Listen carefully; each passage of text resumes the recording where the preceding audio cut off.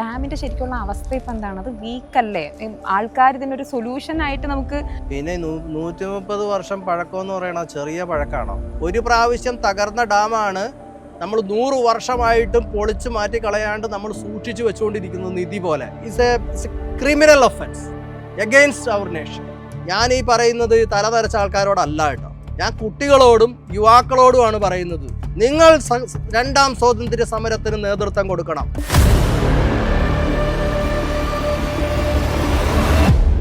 Supreme കോടതി കഴിഞ്ഞ 13-ാം തീയതി ഇത് പൊളിച്ചു കളഞ്ഞുകൂടെ എന്ന് ചോദിച്ച ഒരു ഡാം ഡെലിബറേറ്റ് ആയിട്ട് കീപ്പ് ചെയ്യുന്നുണ്ടെങ്കിൽ ആ കീപ്പ് ചെയ്യുന്ന ഗവൺമെന്റുകളുടെ ഉദ്ദേശം എന്താണ്?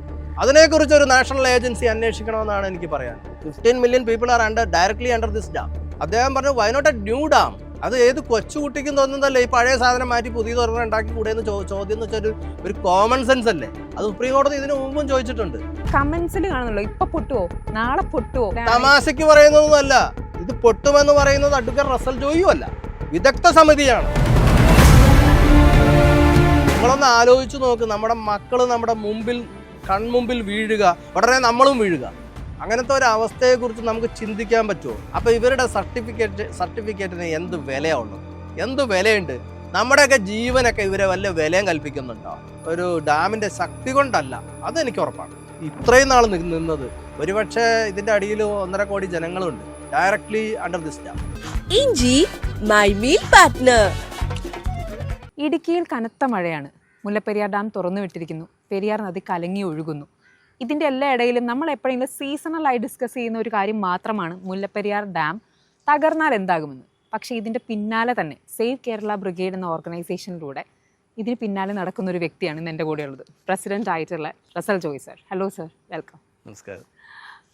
ഞാൻ ഈ പറഞ്ഞ പോലെ തന്നെ നമുക്കെല്ലാവർക്കും ഇതൊരു സീസണൽ സബ്ജക്റ്റാണ്. നല്ല മഴ പെയ്തു കഴിഞ്ഞാൽ എല്ലാവരും ചിന്തിക്കും മുല്ലപ്പെരിയാർ ഡാം തകരുമോ എന്നുള്ളത്. പക്ഷേ സാർ ഇതിൻ്റെ പിന്നാലെ വർഷങ്ങളായി പിന്നാലെ തന്നെയാണ്. എനിക്ക് ആദ്യം ചോദിക്കാനുള്ളത്, ഞാൻ മന്ത്രി റോഷി അഗസ്റ്റിൻ്റെ ഒരു പ്രസ്താവന എന്നല്ല, അദ്ദേഹം വാർത്താ സമ്മേളനത്തിൽ പറയുന്നതാണ്, ഒരു അസാധാരണമായ ഒരു ഘട്ടത്തിലൂടെയാണ് പൊയ്ക്കൊണ്ടിരിക്കുന്നത് മുല്ലപ്പെരിയാർ ഡാമിൻ്റെ എന്ന്. സാറായിരിക്കും അതിന് അനുയോജ്യനായിട്ടുള്ള ആൾ. ആ അസാധാരണ ഘട്ടം എന്താണെന്ന് പറയാനുള്ളത് ഒന്ന് പറയും. അല്ല, ബഹുമാനപ്പെട്ട മന്ത്രി ശ്രീ റോഷി അഗസ്റ്റിൻ, അദ്ദേഹം എൻ്റെ ഒരു സുഹൃത്തു കൂടിയാണ്. അദ്ദേഹം കാര്യങ്ങൾ ശരിയായി വിശകലനം ചെയ്ത് പറഞ്ഞ ഒരു അഭിപ്രായമാണ്. അതായത് ഇപ്പം സുപ്രീം കോടതി ഈയിടെ സേവ് കേരള ബ്രിഗേഡിൻ്റെ കേസിൽ എന്താ ചോദിച്ചത്? 130 വർഷം പഴക്കമായി ഇത് പൊളിച്ചു മാറ്റിക്കൂടെ എന്നാണ്. അപ്പോൾ കോടതിയും വളരെ സീരിയസ് ആയിട്ട് എടുത്തിരിക്കുന്നു. മന്ത്രി മാത്രമല്ല, കോടതിയും വളരെ സീരിയസ് ആയിട്ട് എടുത്തിരിക്കുന്നു. ഇമ്മീഡിയറ്റ് നോട്ടീസ് ഓർഡർ ആവുകയും ചെയ്തു. സുപ്രീം കോടതി കേരളത്തിനും തമിഴ്നാടിനും സെൻട്രൽ ഗവൺമെന്റിനും ശുപാർശ ചെയ്തിരിക്കുകയാണ്. Immediate notice. എന്തുകൊണ്ട് നിങ്ങൾ പൊളിച്ചു കളയുന്നില്ല എന്നാണ് ഓപ്പൺ കോർട്ടിൽ കോടതി ചോദിച്ചത്. എന്നിട്ട് ഇമ്മീഡിയറ്റ് നോട്ടീസ് ഈ റെസ്പെക്റ്റീവ് ഗവൺമെൻറ്റ്സിന് ഓർഡർ ചെയ്തു. കഴിഞ്ഞ ഒക്ടോബർ 13 എന്ന് പറയുന്നത് എനിക്ക് കിട്ടിയ ഒരു ബർത്ത്ഡേ ഗിഫ്റ്റ് കൂടിയാണ്. ഞാൻ ഒക്ടോബർ 13-ാം തീയതിയാണ് ജനിച്ചത്. അപ്പോൾ ബഹുമാനപ്പെട്ട സുപ്രീം കോടതിയുടെ ഭാഗത്ത് നിന്ന് കേരളത്തിലെ ജനങ്ങൾക്ക് അനുകൂലമായ നിരീക്ഷണങ്ങൾ പുറപ്പെടുവിക്കാൻ സാധിച്ചത് ഒക്ടോബർ 13-ാം തീയതി എൻ്റെ ജന്മദിനത്തിലാണെന്നുള്ളത് എനിക്ക് വലിയ സന്തോഷത്തിന് ഇട നൽകുന്ന ഒരു കാര്യമാണ്. എനിക്ക് പ്രധാനമായിട്ട് ചോദിക്കാനുള്ളത്, ഇപ്പം നമ്മൾ മഴ കാരണമാണ്, മഴ നന്നായി പെയ്തുകൊണ്ടിരിക്കുകയാണ്, ഈ മഴയെ കൺട്രോൾ ചെയ്യാൻ പറ്റുന്നില്ല ഈ ഡാം എന്ന് പറയുമ്പോൾ ഡാമിൻ്റെ ശരിക്കുള്ള അവസ്ഥ ഇപ്പം എന്താണ്? അത് വീക്കല്ലേ? ആൾക്കാർ ഇതിനൊരു സൊല്യൂഷൻ ആയിട്ട് നമുക്ക് ആരും തന്നെ ചെയ്യുന്നില്ലല്ലോ. അപ്പം നമ്മൾ എന്താണ് മനസ്സിലാക്കേണ്ടത് അതിൽ നിന്ന്? പഴയ കാലമൊന്നും അല്ലല്ലോ. ഇപ്പം ചൂരൽമല ലാൻഡ് സ്ലൈഡിങ്, മുണ്ടക്കൈ, അതൊക്കെ വെച്ച് നോക്കുമ്പോൾ കുറേ സയൻറ്റിസ്റ്റുകൾ പറയുന്നത് ചൂരൽമലയിലൊക്കെ സംഭവിച്ചത് ക്ലൗഡ് ബേസ്റ്റിംഗ് ആണെന്നാണ്. അതിന് ചില സയൻറ്റിസ്റ്റുകൾ പറയുന്ന ഒരു തൂണ് പോലെ മേഘം രൂപപ്പെടുകയും കാർമേഘങ്ങൾ രൂപപ്പെടുകയും പെട്ടെന്ന് ആ തൂണ് താഴേക്ക് പതിച്ച് ജലമായി പതിക്കുകയും ചെയ്ത് വലിയ പ്രശ്നമുണ്ടായി എന്നാണ്. അതാണ് ശരിക്കും പറഞ്ഞാൽ ക്ലൗഡ് ബേസ്റ്റിംഗ് എന്ന് ചില ശാസ്ത്രജ്ഞന്മാർ ഡിഫൈൻ ചെയ്തിരിക്കുന്നത് അങ്ങനെയാണ്. നമുക്ക് വയനാട്ടിൽ സംഭവിച്ചത്, വയനാട്ടിൽ യഥാർത്ഥത്തിൽ സംഭവിച്ചത് അതാണെന്നാണ് പറയുന്നത്. അപ്പോൾ അതിൻ്റെ ഫോഴ്സ് എന്ന് പറഞ്ഞാൽ ഒരാളുടെ കൈയെല്ലാം തെറിച്ച് 5 കിലോമീറ്റർ അകലത്തേക്ക് പോകണമെങ്കിൽ എത്ര ഫോഴ്സ് ആയിരിക്കണം? അത് നമ്മൾ ആലോചിക്കണ്ടേ. അത് വേണമെങ്കിൽ അതേ ക്ലൗഡ് ബേസ്റ്റിംഗ് തന്നെ മുല്ലപ്പെരിയാർ ഡാമിൻ്റെ വിസിനിറ്റിയിലും സംഭവിക്കാം. പിന്നെ 130 വർഷം പഴക്കം എന്ന് പറയണ ചെറിയ പഴക്കമാണോ? അത് ഈ ഡാമിന് ഒരു കുഴപ്പമില്ലെങ്കിൽ പിന്നെ റിപ്പയർ ചെയ്യേണ്ട ആവശ്യമുണ്ടോ? എല്ലാവരും ഡാം ഒരു ജഡ്ജടക്കം പറഞ്ഞില്ലേ ഈ ഡാം അടുത്ത 1000 കൊല്ലത്തേക്ക് കുഴപ്പമില്ലാന്ന്. പിന്നെ എന്തിനാണ് റിപ്പയർ ചെയ്യുന്നത്? റിപ്പയർ ചെയ്യുന്നതിൻ്റെ അടിസ്ഥാനം കേടാണെന്നാണ്. കേടില്ലെങ്കിൽ റിപ്പയറിങ്ങിൻ്റെ ആവശ്യമില്ലല്ലോ. ഇത് എന്ന് തൊട്ട് റിപ്പയർ 1964 മുതൽ റിപ്പയർ ചെയ്യാൻ തുടങ്ങിയതാണ്. ഒരു കാര്യം നമ്മൾ ശ്രദ്ധിക്കേണ്ടത്, ഒരു ഡാം കൺസ്ട്രക്ട് ചെയ്ത് വെള്ളം നിറച്ചു കഴിഞ്ഞാൽ പിന്നെ repairing is not at all possible. Dam construct ചെയ്ത് വെള്ളം നിറച്ചു കഴിഞ്ഞാൽ പിന്നെ എങ്ങനെ വെള്ളത്തിലെ കൊണ്ടുപോയി എന്തോന്ന് റിപ്പയറിങ് ചെയ്യാൻ പറ്റുന്നത്? അവിടെ ഒരു ഫ്ലോലെസ് റിപ്പയറിങ് ടെക്നോളജി ഇല്ല. പിന്നെ റിപ്പയർ ചെയ്യുന്നുണ്ടോയെന്ന് ചോദിച്ചാൽ എന്തൊക്കെ ചെയ്യുന്നുണ്ട്. കേബിൾ ആങ്കറിങ് ചെയ്യുന്നുണ്ട്, ക്യാപ്പിംഗ് ചെയ്യുന്നുണ്ട്, പ്ലാസ്റ്ററിങ് ചെയ്യുന്നുണ്ട്. ഇതുകൊണ്ടൊന്നും പിന്നെ ഒരു സൈഡ് വാൾ പണിത് വെച്ചിട്ടുണ്ട്. മോണോലിത്തിക് വരുമെന്നാണ് പറയുന്നത്. എങ്ങനെ വരും? സൈഡ് വാൾ പണിതിരിക്കുന്നത് കോൺക്രീറ്റ് സ്ട്രക്ചറാണ്, M30 കോൺക്രീറ്റ്. പഴയ സ്ട്രക്ചർ M5 കോൺക്രീറ്റ്. എങ്ങനെ മോണോലിത്തിക് സ്ട്രക്ചർ ആവും? ഒറ്റ സ്ട്രക്ചർ ആവുന്നത് അങ്ങനെയാണ്. അപ്പോൾ ഈ റിപ്പയറിങ് വർക്ക് ഒന്നാമത് കേടായതുകൊണ്ടാണ് ഇത് റിപ്പയർ ചെയ്യുന്നത്. ആ റിപ്പയറിങ് ഒരു ന്യൂനതയില്ലാത്ത ഒരു ഫ്ലോലെസ് റിപ്പയറിങ് ടെക്നോളജി ഇന്ന് ലോകത്തില്ല. പിന്നെ ഒരു കേബിൾ ആങ്കറിങ് ചെയ്യാൻ പോയ കമ്പനി പറഞ്ഞത് എന്താണ്? അവർ ആദ്യം ചെയ്യാൻ പോയത് പ്രഷർ ഗ്രൗട്ടിങ് നടത്താൻ അവിടെ പോയത് 1980-കളിൽ. 40 years ബാക്ക്. അതാണ് നമ്മൾ ആലോചിക്കേണ്ടത്. 40 years ബാക്കിൽ നടന്ന റിപ്പയറിംഗ് വർക്കിൻ്റെ കാര്യം ഞാനീ പറയുന്നത്. അപ്പോൾ അവിടെ കേബിൾ ആങ്കറിങ് നടത്താൻ പോയ വിദഗ്ധരായ ആളുകൾ പ്രഷർ ഗ്രൗട്ടിങ് നടത്താനാണ് പോയത്. എന്നിട്ട് നടത്തിയില്ല പ്രഷർ ഗ്രൗട്ടിങ്. ആ കമ്പനി പറഞ്ഞ് ഞങ്ങൾ നടത്തില്ല എന്ന് പറഞ്ഞു. കാരണം എന്താ? പ്രഷർ ഗ്രൗട്ടിങ് നടത്തി കഴിഞ്ഞാൽ അപ്പം തന്നെ വീഴും. അതുകൊണ്ടാണ്. അപ്പോൾ കുറേ സിമെൻറ്റ് കലക്കി ഒഴിച്ചാലൊന്നും ഈ സുർക്കിയൊക്കെ ഒലിച്ചു പോയ ഒരു ഡാമിൻ്റെ പതോൾസ് അല്ലെങ്കിൽ ക്രിവൈസസ് അത് മൂടാനൊന്നും കഴിയില്ല. കേബിൾ ആങ്കറിങ് ചെയ്ത് കുറച്ചുകൂടെ ഡാം അൺസേഫായി എന്നല്ലാതെ സേഫായി എന്നൊന്നും ഞാൻ കരുതുന്നില്ല. പിന്നെ ഇതിങ്ങനെ നിൽക്കുന്നുണ്ട്. അതിനെക്കുറിച്ച് അത് നമുക്ക് ഇപ്പോൾ KSEBയുടെ ചെയർമാനായിരുന്ന ഒരു വ്യക്തി എന്നോട് പറഞ്ഞത് ദൈവം പിടിച്ചു നിർത്തിയിരിക്കുന്നതെന്നാണ്. ഏതായാലും ഞാൻ അങ്ങനെ പറയുന്നില്ല. അദ്ദേഹത്തിൻ്റെ വിശ്വാസം അദ്ദേഹത്തെ രക്ഷിക്കട്ടെ, നമ്മളെയും രക്ഷിക്കട്ടെ. ഏതായാലും ഒരു ഡാമിൻ്റെ ശക്തി കൊണ്ടല്ല, അതെനിക്ക് ഉറപ്പാണ്.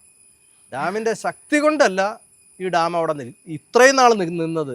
ഒരുപക്ഷെ ഇതിൻ്റെ അടിയിൽ 1.5 കോടി ജനങ്ങളുണ്ട് directly under this dam. Indirectly മൊത്തത്തിൽ കേരളത്തിൽ 4.5 കോടി ജനങ്ങളുണ്ട്. ഇവരുടെയൊക്കെ ഒരു പ്രാർത്ഥന, ഇവരുടെയൊക്കെ ഒരു എന്താ പറയുക, ഒരു ആഗ്രഹം, അവരുടെ കുഞ്ഞുങ്ങളോടുള്ള കരുണ ദൈവത്തിന് അല്ലെങ്കിൽ പ്രകൃതിക്ക് ഉണ്ടായതുകൊണ്ടാണ് ഇത്രയും നാൾ നിന്നതെന്നൊക്കെ വേണമെങ്കിൽ വിചാരിക്കാം. കാരണം നമുക്ക് ഒരിക്കലും പ്രഡിക്റ്റ് ചെയ്യാൻ പറ്റില്ല. വയനാട് നടന്ന സംഭവം നമ്മൾ ഒരിക്കലും പ്രഡിക്റ്റ് ചെയ്തതല്ല. കാരണം ഇന്നും ഈ തമാശയ്ക്ക് പോലും ആൾക്കാർ സംസാരിക്കുന്നത് കേൾക്കാം, മഴ വന്നോ മുല്ലപ്പെരിയാർ പൊട്ടിയെന്ന ന്യൂസ് വന്നു. പക്ഷേ ഇത് നടക്കുമോ നടക്കില്ലയോ എന്നല്ല നമ്മൾ ചിന്തിക്കേണ്ടത്, നടക്കാതിരിക്കാനുള്ളതാണ് അങ്ങ് ചെയ്തുകൊണ്ടിരിക്കുന്നത് എന്ന് എനിക്കറിയാം. ഞാൻ സർ KSEBയുടെ പരാമർശം ചെയ്തപ്പോഴാണ് ഞാനൊന്ന് ഇന്ററപ്റ്റ് ചെയ്തോട്ടെ. ഇത് തകർന്നതാണ് ഒരു പ്രാവശ്യം. അതായത് 1924 മലയാളം മേരെ പറയുകയാണെങ്കിൽ 99 വെള്ളപ്പൊക്കം എന്ന് നമ്മൾ പറയില്ലേ. 2018 മുന്നേ ഏറ്റവും വലിയ വെള്ളപ്പൊക്കം വന്ന സമയം അല്ലേ? എക്സാക്ട്ലി. അപ്പോൾ 1924 പാർഷ്യലായിട്ട് ഈ ഡാം തകർന്നതാണ്. അതുകൊണ്ടാണ് എനിക്ക് പേടി, എപ്പോൾ വേണമെങ്കിലും അതുപോലെ സംഭവിക്കാം. അതൊരു മഴക്കാലമായിരുന്നു ഈ ഡാം തകർന്നപ്പോൾ. അന്ന് സംഭവിച്ചെന്ന കേരളം മുഴുവനും ടോട്ടലി അനിഹിലേറ്റഡ്, ഡെവസ്റ്റേറ്റഡ്. കേരളം മുഴുവനും പോയി. 99 വെള്ളപ്പൊക്കത്തിൽ കേരളം മുഴുവനും പോയി. അപ്പോൾ അന്ന് 100 വർഷം മുമ്പ് പള്ളികളുമൊക്കെ ഓല കൊണ്ട് മേഞ്ഞ പള്ളികളും വീടുകളും പലതും പുല്ലും കൊണ്ടും ഓല കൊണ്ടും മേഞ്ഞതായിരുന്നു. വേറൊരു ഡാമും ഇല്ല. മുല്ലപ്പെരിയാർ ഡാം അല്ലാതെ വേറൊരു ഡാമും ഇല്ലായിരുന്നു. പക്ഷെ ഇന്നത്തെ സ്ഥിതി അതാണോ? ഇന്ന് 2 ലക്ഷത്തോളത്തിലധികം ഫാക്ടറികൾ കേരളത്തിലുണ്ട്. അതിൽ പകുതിയോളം ഫാക്ടറികൾ പത്തനംതിട്ട മുതൽ തൃശ്ശൂർ വരെയുള്ള 6 ജില്ലകളിലാണ്. അതിൽ ഒരു ഫാക്ടറി മുല്ലപ്പെരിയാർ ഡാം തകരുകയും ഒരു ഫാക്ടറി തകർക്കപ്പെടുകയും ചെയ്താൽ, അതായത് ഒരു ഈഥേൻ സംഭരിച്ച് വെച്ചിരിക്കുന്ന ഒരു ഫാക്ടറി, ബെൻസീൻ സംഭരിച്ച് വെച്ചിരിക്കുന്നത്, അല്ലെങ്കിൽ ഹൈഡ്രജൻ സംഭരിച്ച് വെച്ചിരിക്കുന്നത്, ഇതെല്ലാം പോയ്സണസ് ഗ്യാസസ് ആണ്. ഇൻഫ്ലാമബിൾ ഗ്യാസ് സംഭരിച്ച് വെച്ചിരിക്കുന്നത് വേറെയുണ്ട്. ഇതിൽ ഏതെങ്കിലും ഒരു പോയിസണസ് ഗ്യാസ് സംഭരിച്ച് വെച്ചിരിക്കുന്ന ഒരു ഫാക്ടറി തകർന്നാൽ എന്തായിരിക്കും സ്ഥിതി? ഭോപ്പാൽ ട്രാജഡി മാറി നിൽക്കും.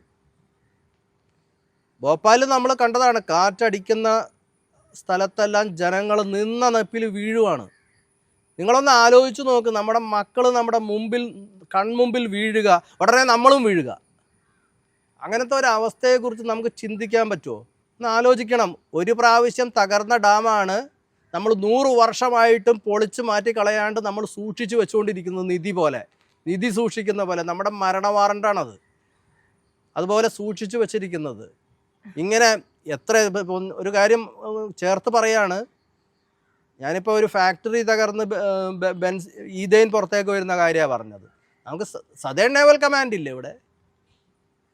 ഞാൻ സദേൺ നേവൽ കമാൻഡിൻ്റെ അഡ്മിറലിന് ഞാനൊരു ലെറ്റർ എഴുതി. നിങ്ങൾ എന്ത് വിശ്വസിച്ചിട്ടാണ് ഈ രാജ്യത്തിൻ്റെ സുരക്ഷിതത്വം ഈ കൊച്ചി സദേൺ നേവൽ കമാൻഡിൽ കൈകാര്യം ചെയ്യുന്നത്?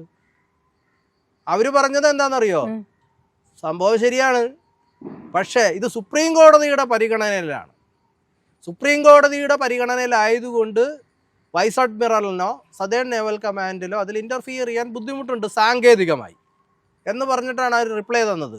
ഞാൻ എൻ്റെ റിക്വസ്റ്റ്, സദേൺ നേവൽ കമാൻഡിന് എഴുതിയ റിക്വസ്റ്റ്, അവർ പറഞ്ഞ റിപ്ലൈ ഞാൻ സുപ്രീം കോടതിയിൽ ഹാജരാക്കിയിട്ടുണ്ട്. കാരണം എന്താ? സുപ്രീം കോടതിയുടെ അടുത്താണ് ഇനി കാര്യങ്ങളുള്ളൂ. അതായത് ബോൾ സുപ്രീം കോടതിയുടെ കോർട്ടിലാണ് എന്ന് കോടതിക്ക് മനസ്സിലാവാൻ വേണ്ടിയിട്ടാണ്. അപ്പോൾ സദേൺ നേവൽ കമാൻഡ് ഡാം തകർന്ന് സദേൺ നേവൽ കമാൻഡ് ചെളി മൂടി കിടന്നാൽ, ചൈന ഒരു വാർ ഡിക്ലെയർ ചെയ്താൽ ഇവിടെ നിന്ന് ഒരു എയർക്രാഫ്റ്റ് പൊങ്ങോ, ഒരു എയർപ്ലെയിൻ പൊങ്ങോ? ഇത് നമ്മുടെ നാഷണൽ സേഫ്റ്റിയെ ബാധിക്കില്ലേ? ദേശീയ സുരക്ഷിതത്വത്തെ ബാധിക്കില്ലേ? ഈ ഡാം ഇങ്ങനെ തന്നെ deliberately keeping this dam is a criminal offense against our nation, against our India. So really anti-national forces behind it. So ഈ ഇങ്ങനെ ഡെലിബറേറ്റ് ആയിട്ട് ഈ ഡാം അവിടെ കീപ്പ് ചെയ്തിരിക്കുന്നവരുടെ ഉദ്ദേശം എന്താണ്? അവർ രാജ്യവിരുദ്ധ ശക്തികളല്ലേ എന്ന് നമുക്ക് സംശയിക്കണം. ഈ സദേൺ നേവൽ കമാൻഡിൻ്റെ മേലെ അല്ലെങ്കിൽ നേവൽ ആർമമെൻറ്റ് ഡിപ്പോൻ്റെ മേലെ ഈ 130 വർഷം പഴക്കമുള്ള സുപ്രീം കോടതി കഴിഞ്ഞ 13-ാം തീയതി ഇത് പൊളിച്ചു കളഞ്ഞുകൂടെ എന്ന് ചോദിച്ച ഒരു ഡാം ഡെലിബറേറ്റ് ആയിട്ട് കീപ്പ് ചെയ്യുന്നുണ്ടെങ്കിൽ ആ കീപ്പ് ചെയ്യുന്ന ഗവൺമെൻറ്റുകളുടെ ഉദ്ദേശം എന്താണ്? അതിനെക്കുറിച്ച് ഒരു നാഷണൽ ഏജൻസി അന്വേഷിക്കണമെന്നാണ് എനിക്ക് പറയാനുള്ളത്. സാർ, ഈ 13-ാം തീയതി നമ്മൾക്ക് ഓൾറെഡി സുപ്രീം കോർട്ട് ഇങ്ങനെ ക്വസ്റ്റ്യൻ ചെയ്തിട്ടുണ്ട് എന്ന് തന്നെ പറയാം. ക്വസ്റ്റ്യൻ ചെയ്തിരിക്കുന്നു 2 ഗവൺമെൻറ്റിനെ. പക്ഷെ നമുക്ക് അതിൽ നിന്ന് എന്തായിരിക്കും, നമുക്കൊരു ഉദ്ദേശം ഉണ്ടാവില്ല, ഇവർ ഇങ്ങനെ ഒരു ഡിസിഷൻ എടുത്തേക്കാം എന്നുള്ളൊരു തോന്നലൊക്കെ ഉണ്ടായിരിക്കും. സാറിന് എന്ത് തോന്നുന്നു? എന്തായിരിക്കും അവരെടുക്കാൻ പോകുന്ന അടുത്ത സ്റ്റെപ്പ്, അല്ലെങ്കിൽ എന്താണ് നമുക്ക് ദ ബെസ്റ്റ് എന്ന് തോന്നുന്നു? അത് പറയുന്നത് ശരിയല്ലല്ലോ, അത് സുപ്രീം കോടതിയല്ല തീരുമാനിക്കേണ്ടത്. ഇതേ ഒബ്സർവേഷൻസ് ഇതിനു മുമ്പും എൻ്റെ കേസിൽ തന്നെ ബഹുമാനപ്പെട്ട സുപ്രീം കോടതി ജഡ്ജ് ദീപക് മിശ്ര പറഞ്ഞിട്ടുള്ളതാണ്. അദ്ദേഹം പറഞ്ഞു, why not a new dam? അത് ഏത് കൊച്ചുകുട്ടിക്കും തോന്നുന്നതല്ലേ ഈ പഴയ സാധനം മാറ്റി പുതിയതൊരെണ്ണം ഉണ്ടാക്കി കൂടെ എന്ന് ചോദ്യം എന്ന് വെച്ചാൽ ഒരു കോമൺ സെൻസ് അല്ലേ? അത് സുപ്രീം കോടതി ഇതിനു മുമ്പും ചോദിച്ചിട്ടുണ്ട്. ഇപ്പം കുറച്ചുകൂടെ തീവ്രമായിട്ട് നമ്മുടെ സുപ്രീം കോടതി ജഡ്ജ് ശ്രീ BR ഗവായ് ചോദിച്ചു, പൊളിച്ചു മാറ്റിക്കൂടെ എന്നാണ് ചോദിച്ചത്. കാരണം എന്ന് വെച്ചാൽ പൊളിച്ചു മാറ്റി വേറെ ഒരു ഡാം പണിയുന്നതിന് എത്ര ചിലവ് വരും? 2000 കോടി അല്ലെങ്കിൽ 3000 കോടി വരും. അതാണോ വലുത്? ഈ 15 മില്യൺ ആൾക്കാരുടെ ജീവനാണോ വലുത്? 15 million people are directly under this dam. എന്തോരം സൊല്യൂഷൻസ് ഉണ്ട്. തമിഴ്നാട്ടിലേക്ക് വെള്ളം കൊടുക്കാനാണെങ്കിൽ ഒരുപാട് സൊല്യൂഷൻസ് ഉണ്ട്. അതായത് നമ്മുടെ നാച്ചുറൽ ഗ്യാസ് ഇറാനിൽ നിന്ന് ഇന്ത്യയിൽ കൊണ്ടുവരാൻ പറ്റുമെങ്കിൽ ഈ തൊട്ടടുത്ത് കിടക്കുന്ന തമിഴ്നാട്ടിലേക്ക് വെള്ളം എത്തിക്കാനാണ് പാട്. ഈ പുഴയിൽ നിന്ന് എത്തിക്കാമല്ലോ, അതിനുള്ള ടെക്നോളജി ഇപ്പോൾ ഡെവലപ്ഡ് ആണ്. പിന്നെ പുതിയ ഡാമിൻ്റെ കാര്യം പറയുകയാണെങ്കിൽ ഇനിയിപ്പോൾ ഡാം പണിത ആയുസ് 50 വർഷമേ ഉള്ളൂ, മാക്സിമം 50 വർഷമേ ഉള്ളൂ ഏതൊരു ഡാമിനും. US ലാണെങ്കിൽ 10 വർഷം കൂടി കുറയും, 40 വർഷമേ ഉള്ളൂ. നമ്മൾ 50 എടുക്കാം, ഓക്കെ. 50 വർഷം കഴിയുമ്പോൾ പുതിയ ഡാം പണിയണം, അത്രയല്ലേ ഉള്ളൂ. പിന്നെ ഭൂകമ്പങ്ങളെ അതിജീവിക്കാനുള്ള ടെക്നോളജി, ആ ഭൂകമ്പങ്ങളെ അതിജീവിച്ച് നിൽക്കാൻ പാകത്തിനൊരു ഡാം നിർമ്മിക്കാനുള്ള ടെക്നോളജി ഇപ്പോൾ അവൈലബിൾ ആണ്. സാർ, ഇത് പറഞ്ഞപ്പോൾ ഞാൻ സാറിൻ്റെ തന്നെ ഒരു റിപ്പോർട്ട് കണ്ടതാണ്. അതെനിക്ക് ഭയങ്കര ഷോക്കിംഗ് ആയിരുന്നു. എനിക്കറിയില്ല എത്ര പേർക്കറിയാം.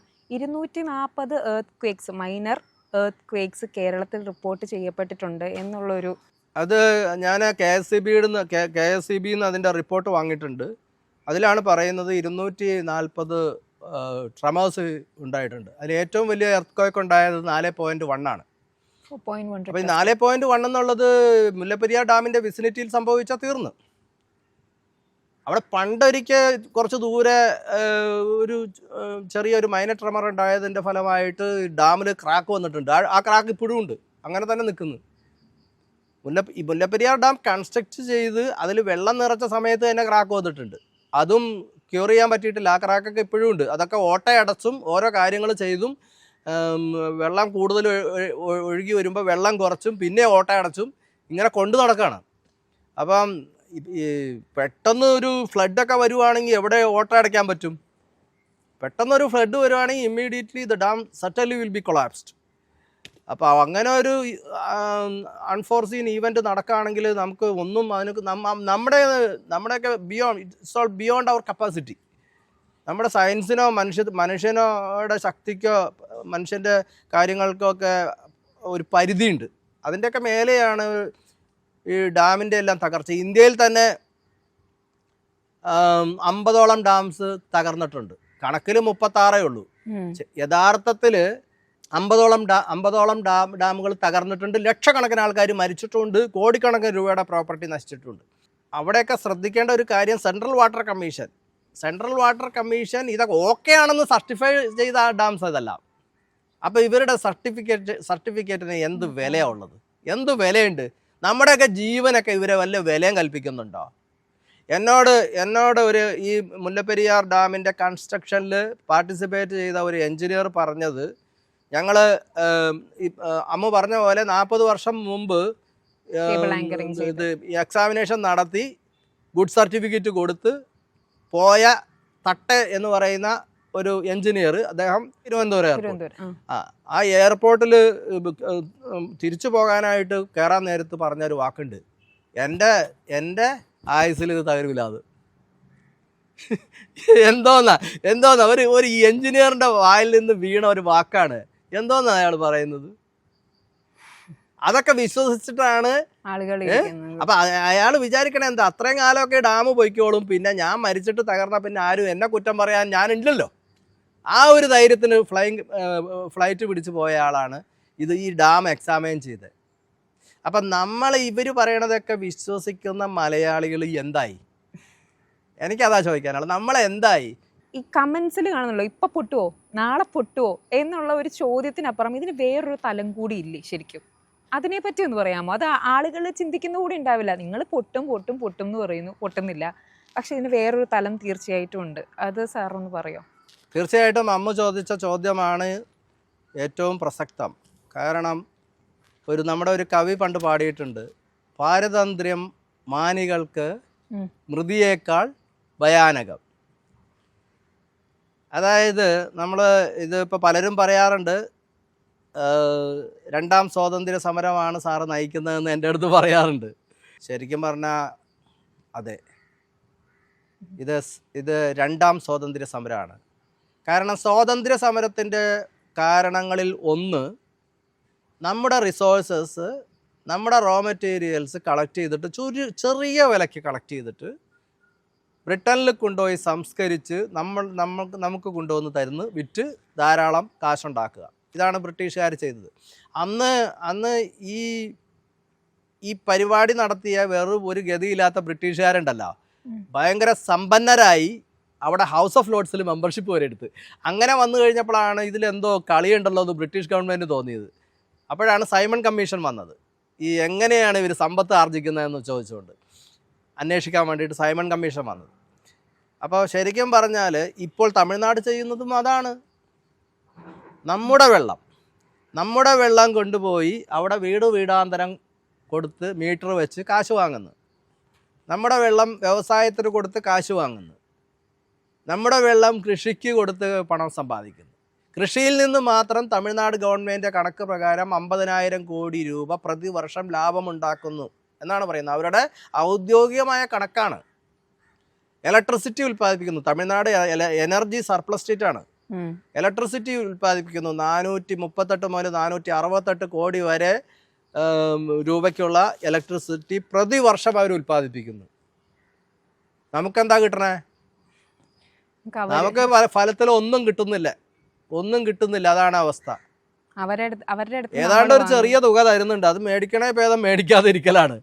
അത് എല്ലാ കൊല്ലം അവർ തരുന്നുണ്ട്, ഒരു ചെറിയ തുക. 2.5 10 എന്ന് കൃത്യമായിട്ട് ഞാൻ അന്വേഷിക്കാൻ പോയിട്ടില്ല. കാരണം എനിക്കത് അന്വേഷിക്കേണ്ട കാര്യമില്ല. 10 അല്ല, ഇനി 100 ആണെങ്കിലും അത് നെഗ്ലിജിബിളി സ്മോളാണ്. 2.5 എന്ന് പറയുന്നവരുണ്ട്, 10 എന്ന് പറഞ്ഞ ഇൻഫർമേഷൻസ് എനിക്ക് കിട്ടിയിട്ടുണ്ട്. പല ഇൻഫർമേഷൻസാണ് കിട്ടിയേക്കണം. ഉറപ്പിച്ച് വയ്ക്കാൻ സർക്കാരിന് പോലും പറ്റണില്ല. ഇതല്ലേ ബ്രിട്ടീഷുകാരും ചെയ്തത്.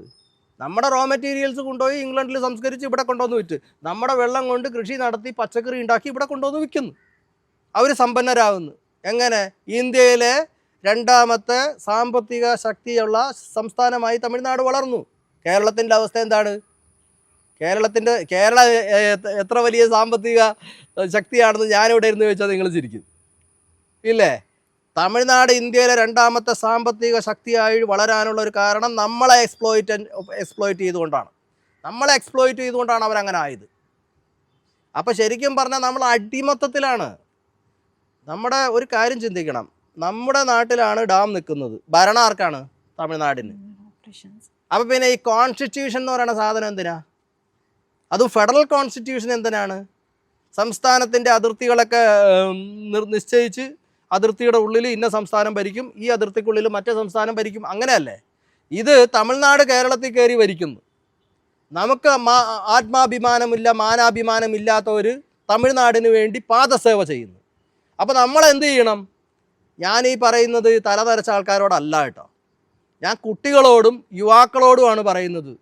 നിങ്ങൾ 2ാം സ്വാതന്ത്ര്യ സമരത്തിന് നേതൃത്വം കൊടുക്കണം. മഹാത്മാഗാന്ധി ക്വിറ്റ് ഇന്ത്യ എന്ന് പറഞ്ഞ പോലെ ക്വിറ്റ് കേരള എന്ന് പറയാൻ ഈ നാട്ടിലെ യുവാക്കൾക്ക് സാധിക്കുന്നില്ലെങ്കിൽ നിങ്ങളുടെ യുവത്വം വെറുതെയാണ്. ഒരു സംശയമില്ല, നിങ്ങളുടെ യുവത്വം വെറുതെയാണ്. സർ, ഇത് പറയുമ്പോൾ തീർച്ചയായിട്ടും ചോദ്യം തീർച്ചയായിട്ടും വരും. നമ്മളുടെ ലീഡേഴ്സ്, നമ്മൾ എലക്ട് ചെയ്ത് വിടുന്നവരെ നമ്മൾ സംശയിക്കേണ്ടതുണ്ടോ? അവർ നമുക്ക് ദ്രോഹം വരാൻ വേണ്ടി ഏത് തലത്തിലാണെങ്കിലും അവർ ചെയ്യുമോ എന്നൊരു ചോദ്യം വന്നു കഴിഞ്ഞാൽ സാറിന് എന്തായിരിക്കും അതിനോട് പറയേണ്ടത്? അതിനെക്കുറിച്ച് നോ കമന്റ്സ് എന്ന് എനിക്ക് പറയാനുള്ളൂ. അല്ലാതെ തീർച്ചയായിട്ടും അവർ ചോദിക്കും എന്ന് തന്നെയാണ് ഞാൻ പ്രതീക്ഷിക്കുന്നത്. നമ്മൾക്ക് അങ്ങനെ അവരെ പാടെ തള്ളി പറയാൻ പറ്റുമോ? കാരണം പല ഗവൺമെന്റുകൾ വന്നു കഴിഞ്ഞു, പല തരത്തിലുള്ളത് വന്നു കഴിഞ്ഞു. ഞാൻ നമ്മുടെ ഒരു മന്ത്രി, അദ്ദേഹം എന്നെ വിളിച്ച് ചോദിച്ച് എനിക്ക് കേസിനെ കുറിച്ചൊന്ന് ബ്രീഫ് ചെയ്യണം. ഞാൻ ചോദിച്ചു, എന്തിനു ബ്രീഫ് ചെയ്യണം? അല്ല, എന്തെങ്കിലും നടപടി എടുക്കാം. നിങ്ങളെ കൊണ്ടൊന്നും സാധിക്കില്ല എന്ന് ഞാൻ പറഞ്ഞു. കാരണം 1970 മുതൽ പൂട്ടപ്പെട്ട കരങ്ങളാണ് ഈ നേതാക്കന്മാർക്കുള്ളത്. ചങ്ങലയിൽ ബന്ധിതരാണ് ഇവർ. ഇവർക്ക് എന്ത് ചെയ്യാൻ പറ്റും? ഒന്നും ചെയ്യാൻ പറ്റില്ല. പിന്നെ ഒരു കാര്യം ഇവർക്ക് പറ്റും, ഒരു നിവൃത്തിയില്ല, ഞങ്ങളെ രക്ഷിക്കണമെന്ന് തമിഴ്നാട്ടുകാരോട് അപേക്ഷിക്കാം. അവർക്ക് വെള്ളം കിട്ടിയാൽ പോരെ? വെള്ളം കിട്ടണമെങ്കിൽ പുതിയ ഡാം പണിയാം, പുതിയ മാർഗങ്ങൾ തേടാം, കക്കി ഡാമിൽ നിന്ന് കൊടുക്കാം, ചില ആൾക്കാർ പറയണ പോലെ കുഴൽ വെച്ച് കൊടുക്കാം, എന്തെങ്കിലുമൊക്കെ കൊടുത്ത് വെള്ളം കിട്ടിയാൽ പോരെ അവർക്ക്? അപ്പം അതിനെന്താ തടസ്സം? തമിഴ്നാടിന് വെള്ളം കിട്ടണം. പിന്നെ ഒരു കാര്യം ഞാൻ തീർത്ത് അടിവരയിട്ട് പറയാൻ ആഗ്രഹിക്കുന്നു. പുതിയ ഒരു ഡാം കൺസ്ട്രക്ഷനോ അല്ലെങ്കിൽ പുതിയ ഒരു വെള്ളം കൊടുക്കാനുള്ള ഒരു അറേഞ്ച്മെൻറ്റോ ചെയ്താൽ തീർച്ചയായിട്ടും പുതിയ കരാറുണ്ടാവണം. പക്ഷേ വെറുതെ കൊണ്ടുപോകണ വെള്ളം വെറുതെ കൊണ്ടുപോകണ പരിപാടി നടക്കില്ല. പണം എണ്ണി വാങ്ങിച്ചിട്ടല്ലാതെ ഞാൻ സമ്മതിക്കത്തില്ല, അത് ഉറപ്പാണ്. സാർ, ഇത് പറഞ്ഞു കഴിഞ്ഞപ്പോൾ CPI തമിഴ് ഘടന ഒരു ലീഡർ പറയുണ്ടായി, ഒരിക്കലും നമ്മളിത് ഡിമോളിഷ് ചെയ്യാനോ അല്ലെങ്കിൽ ഡീകമ്മീഷൻ ചെയ്യാനും അനുവദിക്കുകയില്ല എന്നുള്ളൊരു പരാമർശം കേട്ടിരുന്നു തമിഴ്നാട്ടിൽ നിന്ന്. ശരിക്കും അവർ തീരുമാനിക്കേണ്ടതാണോ അത്? അല്ല, CPI അത് പറഞ്ഞാൽ എനിക്ക് വലിയ അത്ഭുതമൊന്നുമില്ല. കാരണം CPIയുടെ തമിഴ്നാട് ഘടകത്തിന് കാര്യങ്ങൾ അറിയാം. CPIയുടെ ഒരു മുഖ്യമന്ത്രി ഇരുന്ന കാലത്താണ്, അതായത് 1970 മുഖ്യമന്ത്രിമാരായിരുന്ന ആർ ശങ്കറും പട്ടംതാണ പിള്ളയും ഈ കരാറ് പുതുക്കി കൊടുക്കില്ല എന്ന് ദൃഢമായി പറഞ്ഞ ഒരു കാര്യം 1970 അച്യുതമേനോനാണ് ഇത് പുതുക്കി കൊടുത്തത്. അന്ന് എനിക്ക് കേരളത്തിലെ CPI ഘടകത്തോട് പറയാനുള്ളത്, നിങ്ങൾ അന്വേഷിക്കണം, നിങ്ങളുടെ പാർട്ടിക്ക് എത്ര രൂപ കിട്ടി, നിങ്ങൾക്ക് വല്ല എം പിമാരും തമിഴ്നാട്ടിൽ നിന്നുണ്ടായോ? നിങ്ങൾ ജനസേവനത്തിന് നടക്കണ പാർട്ടിയല്ലേ CPI. കഴിഞ്ഞ കാലങ്ങളിൽ തെറ്റ് പറ്റിയിട്ടുണ്ടെങ്കിൽ നിങ്ങൾ സമ്മതിക്കണം, തിരുത്താൻ തയ്യാറാവണം. അപ്പം നിങ്ങൾ നല്ല പാർട്ടിയാവും അല്ലേ? തെറ്റ് പറ്റുന്നത് ഇപ്പം മനുഷ്യന് തെറ്റ് പറ്റും, എല്ലാ മനുഷ്യർക്കും തെറ്റ് പറ്റും. തെറ്റിൽ കിടന്ന് ഉരുളുന്നതല്ല കാര്യം. അവിടെ നിന്ന് എഴുന്നേറ്റ് തെറ്റാണെന്ന് മനസ്സിലാക്കി തെറ്റ് തിരുത്താൻ സന്നദ്ധരാവണം. നിങ്ങളുടെ CPI എന്ന് പറയുന്ന പാർട്ടി വേദികളിൽ 1970 കരാർ പുതുക്കി കൊടുത്തത് തെറ്റാണ് എന്ന് പറഞ്ഞ് ഒരു ഡിസ്കഷൻ ഉണ്ടാവണം, ഒരു തീരുമാനം ഉണ്ടാകണം. എന്നിട്ട് നിങ്ങൾ പാർട്ടി കൊണ്ടു നടക്ക്. ഈ നാട്ടിലെ ജനങ്ങളെ മുഴുവനും വഞ്ചിച്ച് അവരെ മരണത്തിലേക്ക് വിട്ടുകൊണ്ട് CPI എന്ന് പറയുന്ന പാർട്ടി ഇവിടെ എന്തിനാണ്? അത് നിങ്ങൾ ആലോചിക്കണം. നമ്മളിപ്പം തമാശക്കാണെങ്കിലും ഈ പറയുന്നുണ്ടല്ലോ പൊട്ടും പൊട്ടില്ല എന്നല്ല. തമാശയ്ക്ക് പറയുന്നതൊന്നുമല്ല ഇത്. പൊട്ടുമെന്ന് പറയുന്നത് അഡ്വക്കേറ്റ് റസൽ ജോയിയും അല്ല, വിദഗ്ധ സമിതിയാണ്. IIT റൂർക്കി പറഞ്ഞില്ലേ, IIT ഡൽഹി പറഞ്ഞില്ലേ, എത്രയോ ഏജൻസികൾ എക്സ്പേർട്സ് പറഞ്ഞു ഇത് തകരുമെന്ന്. അവസാനമായിട്ട് UN അക്കാഡമിക് വിങ് വരെ പറഞ്ഞില്ലേ. പിന്നെ ഇത് ഡിസൈൻ ഫോർ ഓൺലി 50 ഇയേഴ്സ്. പെനിക്കൊക്കെ 50 വർഷത്തിന് വേണ്ടി നിർമ്മിച്ച ഒരു ഡാമാണ്. ഇത്രയും പഴക്കമുള്ള ഒരു ഡാം, അതൊരു ഗ്രാവിറ്റി മേസൺട്രി ഡാം എത്ര എണ്ണം തകർന്നു ഇന്ത്യയിൽ? ലോകത്ത് എത്ര എണ്ണം തകർന്ന്? ചില ആളുകൾ പറയും ബ്രിട്ടീഷുകാർ പണിതാ തകരൂലെന്ന്. ബ്രിട്ടീഷുകാരാണ് ഈ ഡാംസ് പല ലോകത്തിൻ്റെ വിവിധ ഭാഗങ്ങളിലും ഒരുപാട് ഡാംസ് പണിതത്. അതിലെത്രയോ ഡാംസ് തകർന്നു പോയി.